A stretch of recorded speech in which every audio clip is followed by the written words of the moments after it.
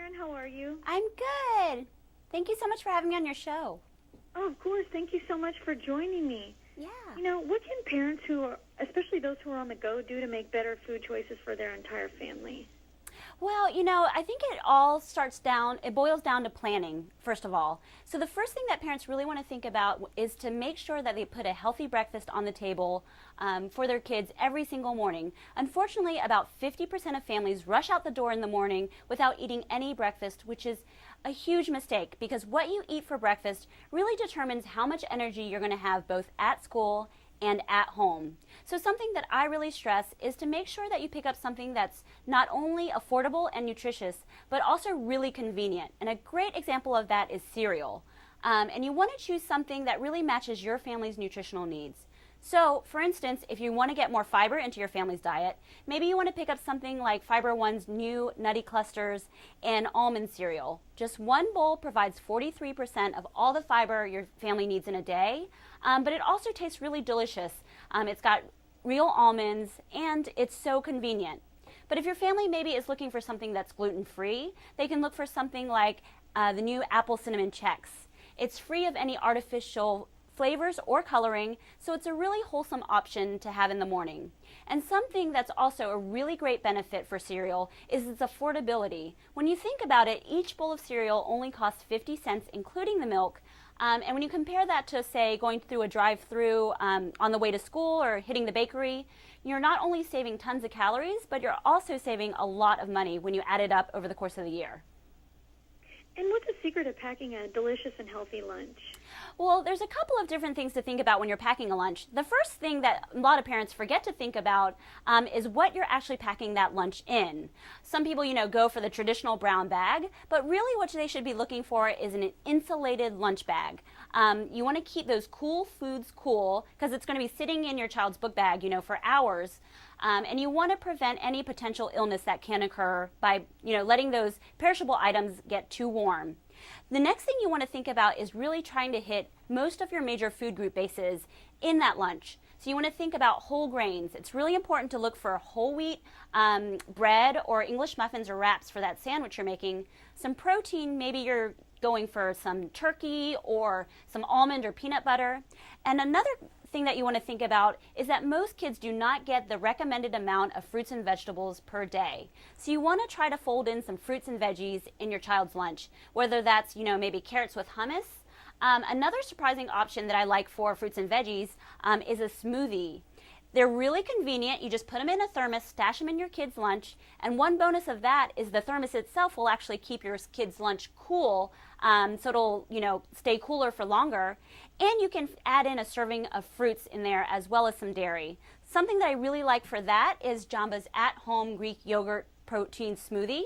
It's loaded with protein from the Greek yogurt, and it's got a serving of fruits and veggies in there. It's made with the real fruit. You just pop it in from your freezer into the blender with some apple juice, blend it up. It's only 130 calories, and you added a serving of fruit to your child's lunch. So that's a great option. And how about when it comes to dinner? When it comes to dinner, something that I really stress, I can't stress it enough, is to plan ahead.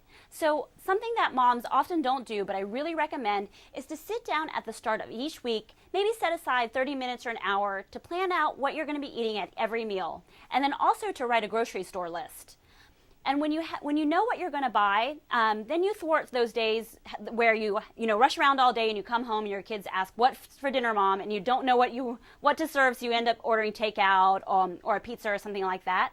So you want to really prevent that from happening by planning in advance. You also want to sit down and think about what you're going to make from scratch and what you're going to buy pre-made. Buying pre-made is a great time-saving tip for a lot of parents. You can get maybe a rotisserie chicken that all you have to do is heat up, and it's really delicious and nutritious. Or you might want to think of something like a pre-made side, like traditional mashed potatoes from Simply Potatoes.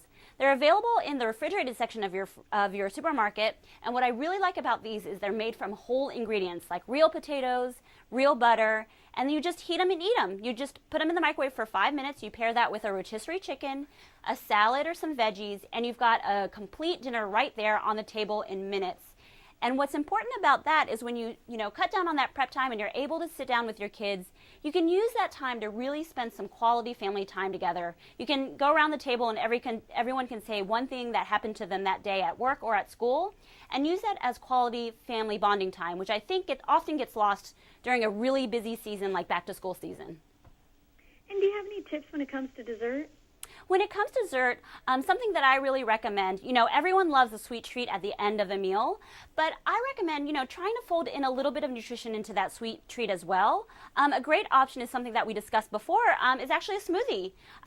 They've got that creaminess of the yogurt as well as that fruit, and you can serve it at the end of the meal, and it's a delicious sweet treat. Something else that's really yummy, that's also a great dessert, maybe is to serve a fruit dip. Kids absolutely love to dip, so maybe you want to blend together some yogurt with some honey or some cinnamon, or you can blend together yogurt with a little bit of peanut butter and some honey, and that serves a little bit of sweetness, and you can pair that with maybe fresh fruit, cut up apples, diced bananas, and it's really fun sometimes to actually put those on a skewer and use that to dip into the dip, and not only is it a fun dessert, but you're getting some protein in there as well as a serving of fruits in there. And do you have any additional tips or information you'd like to share? Well, another tip that I really recommend for back to school is teaching your kids about, about nutrition in general. So if you're going to the grocery store, it's a good idea to involve them in the process, because studies show that, kids who are involved in healthy eating decisions, they carry those decisions with them for life, and they eat much more healthy later on in life than those who don't. So that's a tip that I have, is just involve your kids in the decision-making process when it comes to meals and snacks. And where can we go for more information? Well, Candace Rose, you can go to a couple of different websites. For information on these new delicious cereals, you can go to cerealbenefits.com. For information about these yummy mashed potatoes, you can go to simplypotatoes.com. And for some details on these tasty smoothies, you can go to athomesmoothies.com. Well, thank you so much, Sharon. Have a great weekend. Thanks a lot. Thank you. Bye-bye. Bye.